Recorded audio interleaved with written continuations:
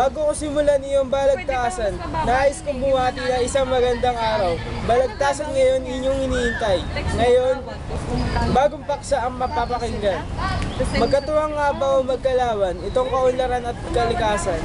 Sa pagpaunlad nitong kabuhayan, sa oras ito'y ating malalaman. At sa umagang ito'y nag-aanyaya kami ng dalawang taong sa inyong magsasabi. Lilinawin nila paksang merong silbi at pagtatalo ng may dangal at puri. Kaya't ang hiling ko bago pa simulan itatangal natin ngayong balagtasan, dalawang makatang bigyan ng parangal. Salubungin sila nitong palakpakan.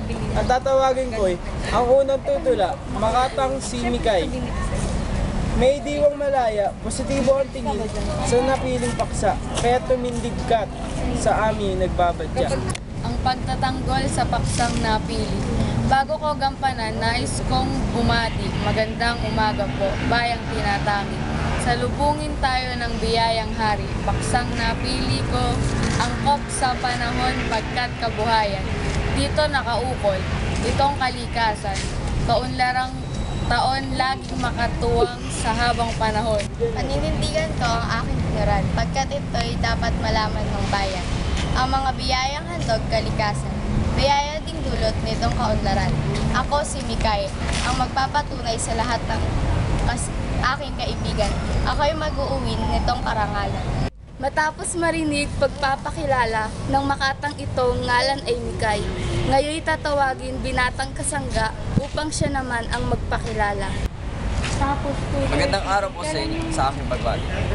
Sa aming naririto sa aming pamilya. Ako po si Martin, may isang lunggati. Sa bigasang ito'y ako ang magbawagi. Pagkat ang paksa ko'y higit na panlaban sa gintong uri. Ang tagusisipan, ito'y kalikasan, ito'y kaunlaran. Laging natatalo, laging naglalaban.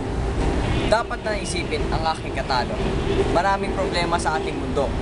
Dahilan na ito'y pinaglalaban mo, wala namang mabuting kaloob sa tao.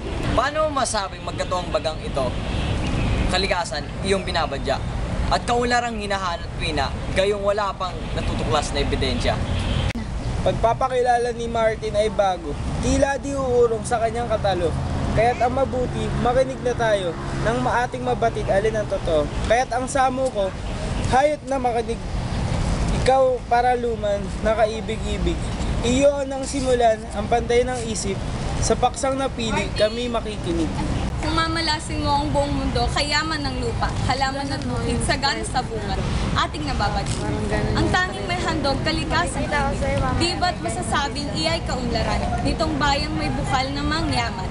Kaya tukuyin mo kung saan nagkulang, wala kang masabi pagkat siyang tunay. Paano mo masabi na yung kalikasan ay katuwan nitong ating kaunlaran?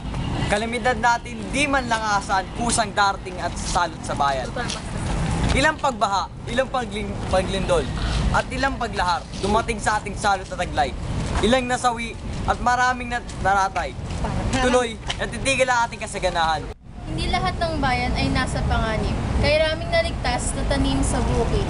May bunga nitong hinog sa pag-ibig. Pinagbili natin pera ang nakamit.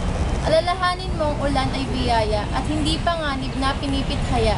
Kaya ang tag-ulan, isang pagunita sa pagunlad ng bayan, ito'y hanggang nasa. Masasabi mo bang umunlad na ang bayan? Naging masagana ang ating kabuhayan? Bakit hanggang ngayon, madaming namamatay? Nandilat ang mata, kukuluan dyan. Ang mangyari kasi, iyang kalikasan sa ating pagunlad ay nakikisabay. Kaya wala naman itong naitulong na nanapigay. Takot sa panganib, gutom at tuhaw. Ang kalikasan babaliwalay, mabubuhay ka ba o katotong giliw? Ang apat summer meal, di mo ba napapansin ang buong daigdig sa ating kumiling? Ang kasganaan nitong ating bayan ay hindi sa apek dapat ilaan. Kung hindi sa gawa at sipag na taglay, nating Pilipino na hindi ang dayuhan. Nang dahil sa APEC, kay raming investor, ang sa bayan ngayon nati tumutulong. Mangyari na sa atin, kalikasan ngayon na napakaganda at hinog ng panahon. Anong kinalaman nitong kalikasan? Gayong iba naman ang ating puhunan. Pangarap ni Ramos, Philippines 2000 at iyan dahil sa sipag ng bayan. Itong kalikasan kataloy pansinin, magkatuwang sila sa pag-unlad natin. Magkalaban sila, iyan ang totoo.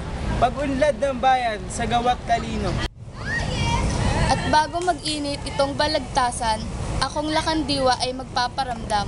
Ang hatol ko sana ay inyong pakinggan, dapat na may isang magwagi sa laban.